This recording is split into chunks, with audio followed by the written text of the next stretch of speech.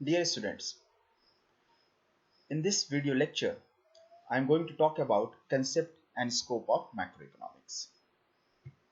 इससे पहले कि मैं अपने मेन टॉपिक पे बात करूं, मैं आपको कुछ सजेस्टेड रीडिंग्स की बात करना चाहता हूं।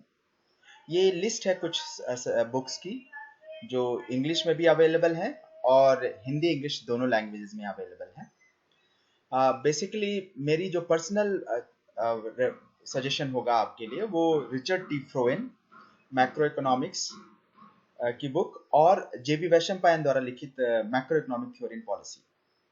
The book, which is written by Richard T. Froen, is available in English only, but the book written by J.B. Vaishampayan is available in both the languages, Hindi as well as English. Apart from that, H.L. Ahuja is a good book. Macroeconomic Theory by H.L. Ahuja is also a good book. And if you find this book good, you can also refer to this book. So, well, as you have studied in your first semester, that economic theory is broadly divided into two parts: microeconomics and macroeconomics. Although economics as a discipline came into existence more than 2 centuries ago, when Adam Smith published his very famous book, An Inquiry into the Nature and Causes of Wealth of Nations, in 1776. But the origin of macroeconomics as a special branch is said to have come into existence only in 1936, when the famous macroeconomist J.M. Keynes wrote a book, General Theory of Employment, Interest and Money. With this book, the macroeconomics as a special branch of knowledge, as a special branch of study came into existence, and policymakers, economists, and other academicians started giving their time and attention on talking about macroeconomic issues separate from microeconomics. ऐसा नहीं है कि GeM Keynes से पहले जो हमारे classical economist हैं, चाहे एडम स्मिथ की बात करें, डेविड रिकार्डो की बात करें, या जो नियो क्लासिकल इकोनॉमिस्ट थे आपके अल्फ्रेड मार्शल, लियोनेल रॉबिन्स, इन सब ने मैक्रो इकोनॉमिक्स की बात नहीं की. In fact if you refer to the basically definition of Marshall, where Marshall said that economics is the study of mankind, or it examines that part of the individual and social action. So, study of mankind, or it examines that part of individual and social action. So, actually, they did not differentiate between microeconomics and macroeconomics. And that is why classical economists have not focused on macroeconomic issues separately. उन्होंने micro और macro में कोई बहुत ज्यादा differentiate नहीं किया. And means GeM कीन से भी पहले जो इकोनॉमिस्ट थे, उन्होंने मैक्रो इकोनॉमिक इश्यूज को like public finance, like money, unemployment, इन सब इश्यूज को, पॉपुलेशन, बिजनेस साइकिल्स, इन सब इश्यूज को टाइम टू टाइम डिस्कस किया था. But analysis of these issues, or considering these issues as a separate subject from microeconomics, ये GeM Keynes ने किया. जेम कीन्स ने सबसे पहले बार कहा that microeconomics tools cannot be applied to solve the macroeconomic problems. And इसीलिए first time उन्होंने जो अपनी बुक लिखी, general theory of employment, interest and money, उन्होंने सभी मैक्रो इकोनॉमिक इश्यूज, चाहे वो aggregate demand, aggregate supply, unemployment, inflation, interest, इन सब के बारे में अपने डिटेल्ड व्यूज दिए. And as we consider Adam Smith as the father of microeconomics, similarly we consider James Keynes as the father of macroeconomics.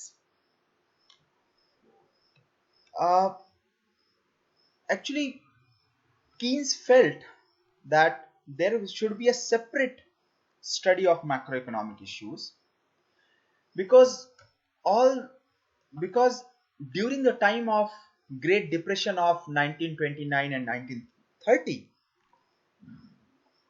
all the existing economic theories failed to revive the world economy.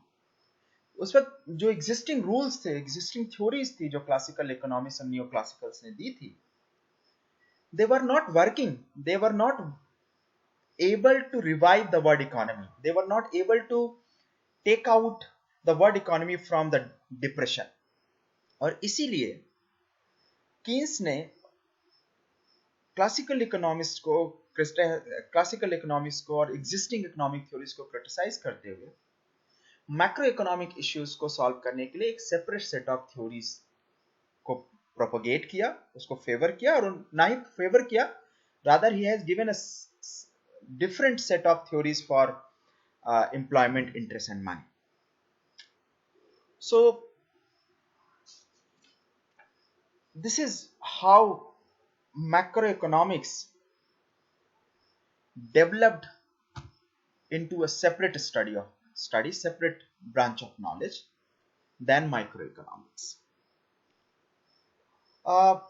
Before we move ahead, it is important to know the difference. Let us revise the difference between microeconomics and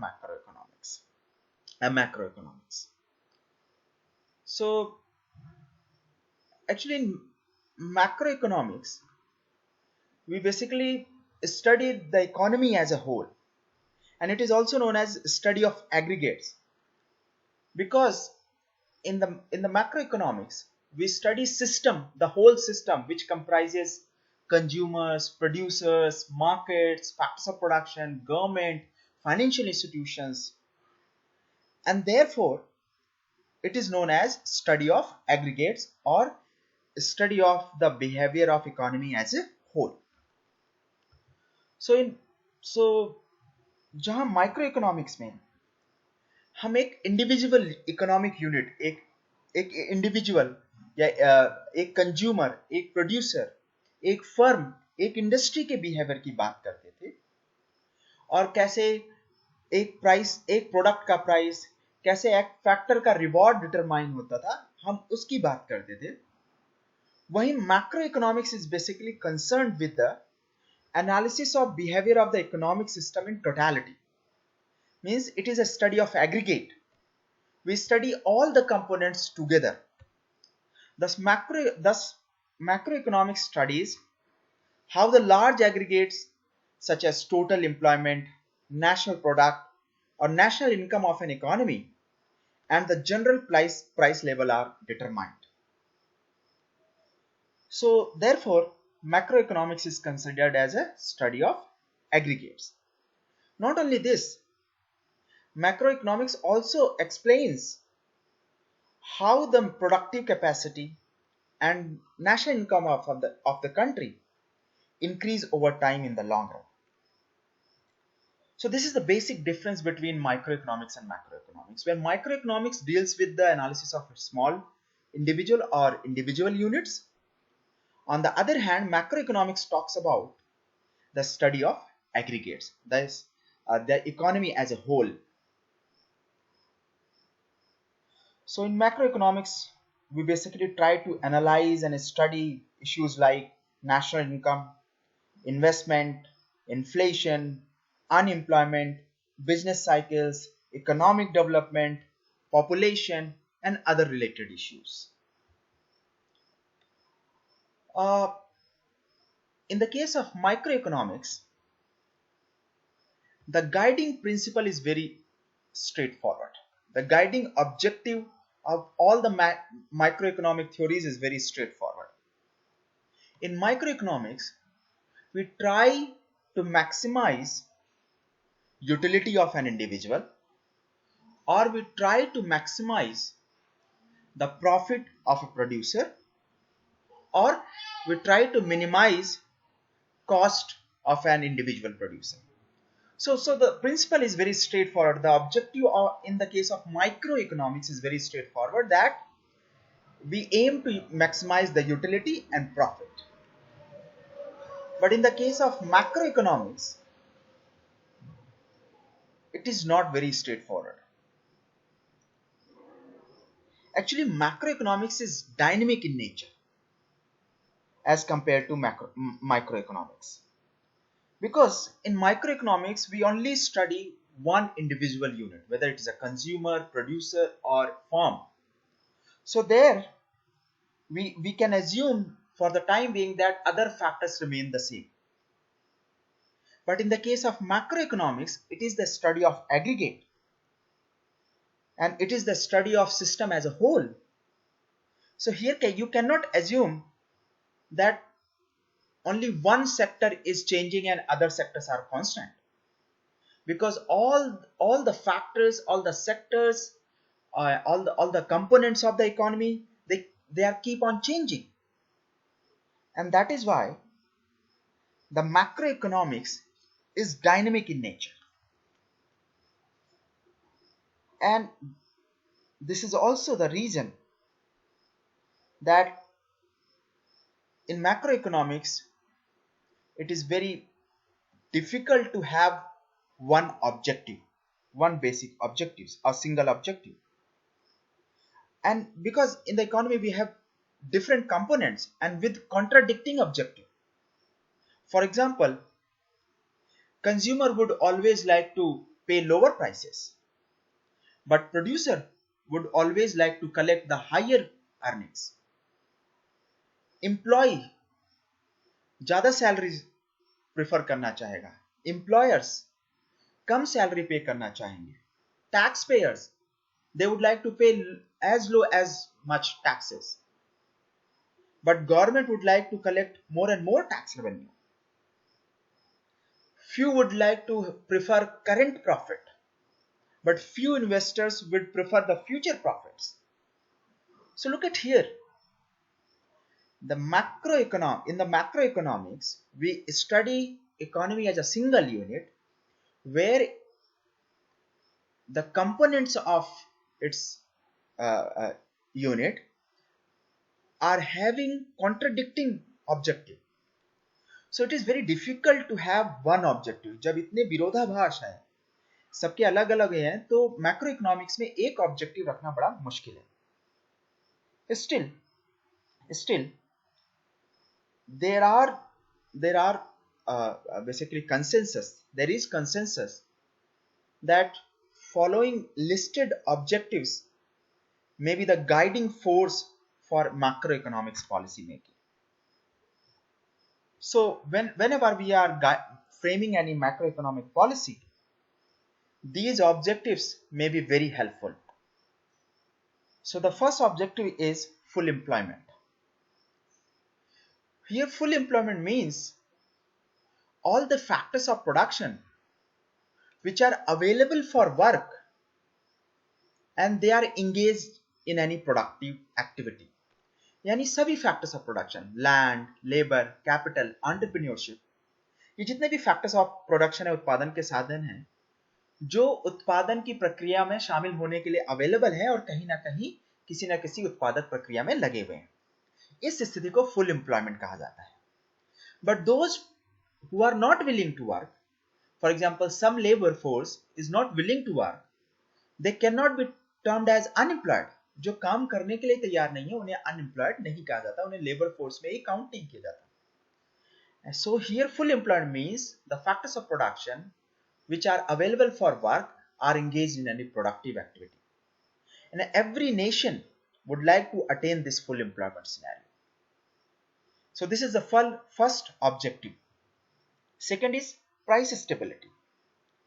So too much fluctuation in prices is not a desirable thing, because high variability brings uncertainty and risk. and it creates actually risk environment, and therefore too much variability in prices are not desirable. So inflation कभी बहुत ज़्यादा inflation है, कभी prices कम बढ़ रहे हैं, कभी deflation है. सो इतना ज़्यादा वेरिएबिलिटी किसी भी इकोनॉमी के लिए नहीं है. इसीलिए मैक्रो इकोनॉमिक्स या मैक्रो इकोनॉमिक पॉलिसीज का ये एक इंपॉर्टेंट ऑब्जेक्टिव है to have price stability. Not only price stability, rather economic stability is also the objective of macroeconomic policy. Too much ups and downs in economic activity is also not desirable. So price stability and economic stability is the second objective of macroeconomic policy.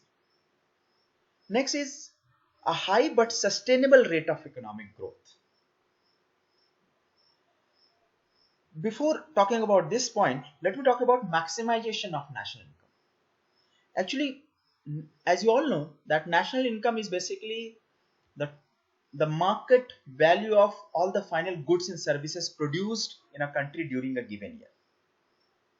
So in one sense, it is the measuring rod of economic activities in the country.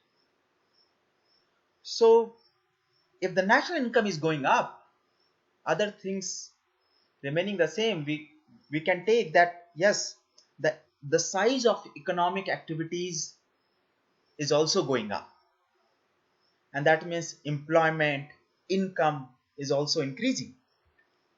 So maximization of national income is also another objective of macroeconomic policy. Next is a high but sustainable rate of economic growth. Yes, actually we need increase in national income.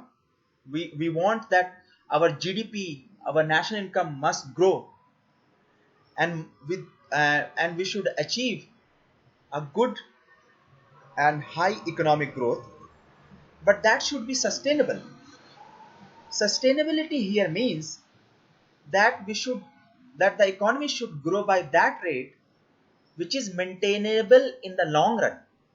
ऐसा नहीं है कि इस साल 20% का है और next year हमने 2% से ग्रोथ रेट की.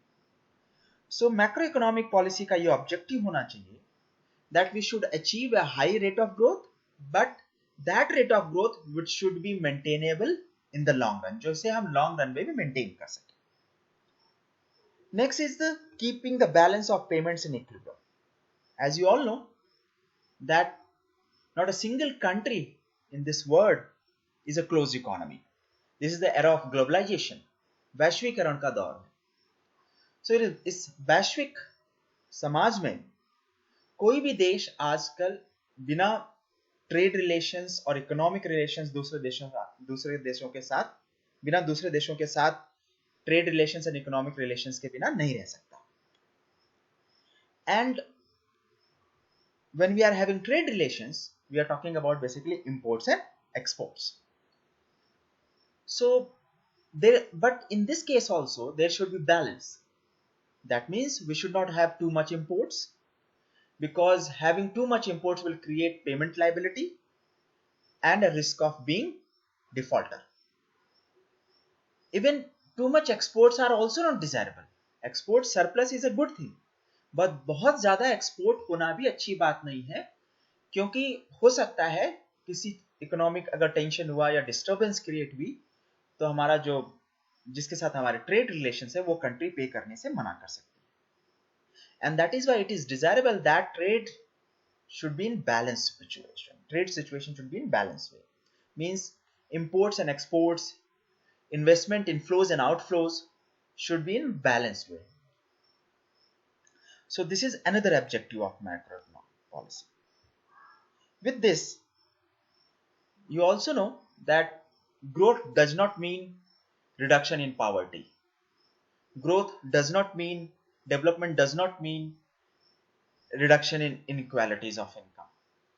So along with growth, along with maximization of national income, full employment and price stability, reduction in inequalities of income, reduction in poverty is also one of the very important objective of macroeconomic policy. So these are the guiding force, these are the guiding ways of macroeconomic policy. इन्हीं को ध्यान में रख के हर एक देश अपनी macroeconomic policy frame करता है. Now what we cover, what is the subject matter of economics, macroeconomics? So we have already discussed about it. Like in macroeconomics we study and analyze national income, national output, unemployment, inflation, trade balance, exchange rate, population, economic growth and development. So these are the issues which are the part of macroeconomics. और इन्हीं issues को हम बहुत detail में पढ़ने की कोशिश करते हैं. And simply we try to seek the answers of these questions under macroeconomics. For example, what determines a nation's long-run economic growth? What causes a nation's economic activity to fluctuate? What causes unemployment? What causes prices to rise? And how does being a part of global economic system affect nations' economies? And of course, can government policies be used to improve economic performance? So ये जो basic questions है, इनका जो answer है वो हमें macro economics से मिलता है. Now there is a very important question, और ये सब आपके मन में आ रहा होगा, that why a separate study of economic system as a whole or its large aggregates is necessary. Means question ये है कि जब, जैसा कि हम मानते हैं कि जो पूरा सिस्टम है ये एग्रीगेट है इंडिविजुअल इकोनॉमिक यूनिट्स का. For example, industry is an aggregate of individual firm. कई फर्मों को मिलके एक इंडस्ट्री बनती है. इसी तरह at country level individual consumers को मिलके आपका एक एग्रीगेट डिमांड बनता है. इसी तरह जो एग्रीगेट कंट्री लेवल पे जो टोटल नेशनल आउटपुट है वो जो इंडिविजुअल प्रोड्यूसर्स हैं उन्हीं को लेके बनता है. So when there are already set of theories, rules and laws which are explaining the behavior of a consumer, a producer, a market, a firm, then why is there need for separate set of theories to study macroeconomics as a macroeconomic system as a whole? Can't we generalize about the behavior of the economic system as a whole, or about the behavior of large aggregates from the economic laws governing the behavior patterns of the individual units founded by microeconomics? क्या हम microeconomics के tools and laws को use नहीं कर सकते? Actually, as a matter of fact, in the economic system, what is true of parts is not necessarily true of the whole. मतलब जो पूरे सिस्टम के एक छोटे से पार्ट के लिए जो सही हो, जरूरी नहीं है कि वही सेम निर्णय आप पूरे सिस्टम के लिए ले सकें. And this is known as macroeconomic paradoxes. Means what is true about a part may not necessarily be true about the system as a whole. And this is known as macroeconomic paradox. We will cover macroeconomic paradoxes in the next video lecture. If you have any question or query, you can mail me at nagendrinsearch@gmail.com. Thank you.